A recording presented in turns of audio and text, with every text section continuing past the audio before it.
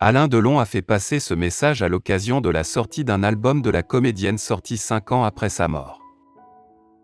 Cette femme de cœur, qui avait consacré la fin de sa vie à réaliser des documentaires défendant de nobles causes, s'est éteinte le 28 août 2017, à l'âge de 79 ans, après avoir survécu à 2 opérations à cœur ouvert et 2 hémorragies cérébrales. Mais c'est peu de dire que les 5 années ayant passé depuis cette triste date n'ont pas suffi à effacer son sourire de la mémoire de ses innombrables fans, mais aussi, et surtout, de l'esprit de ceux qui ont partagé son intimité. Et s'il existe un homme dont le nom restera à jamais associé à celui de Mireille d'Arc, c'est bien Alain Delon. L'acteur fétiche de Luchino Visconti et Jean-Pierre Melville a vécu une longue histoire d'amour passionné et passionnel avec celle que tous surnommaient la Grande Sauterelle. Une relation si forte qu'elle avait survécu sans mal à leur rupture, pour devenir une amitié indéfectible. Ce dimanche 28 août aura donc été un jour à marquer d'une pierre noire pour la star.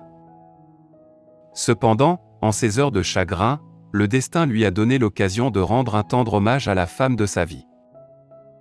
Pour commémorer dignement cet anniversaire, aussi douloureux soit-il, le label Panthéon d'Universal a eu la bonne idée de sortir un double LP, uniquement en version vinyle, réunissant une trentaine de chansons que la sublime blonde avait interprétées dans les années 60.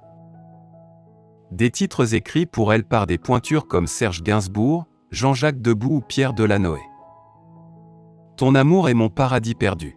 Un disque envoyé en avant-première à l'acteur, qui lui a inspiré un message très personnel à sa chère disparue, diffusé via l'AFP dimanche dernier. Mimi, si je devais dessiner la forme de ton univers, je lui donnerais la forme d'un cœur, a-t-il écrit. Si je devais sculpter une femme, ce serait toi. Ton amour est mon paradis perdu. À lire ces mots, il semble que la star de 86 ans ne remettra jamais vraiment de cette terrible perte, et que celui qui paraît désormais préférer la solitude à la compagnie des hommes n'aurait qu'une hâte, rejoindre l'être aimé dans un monde supposé meilleur.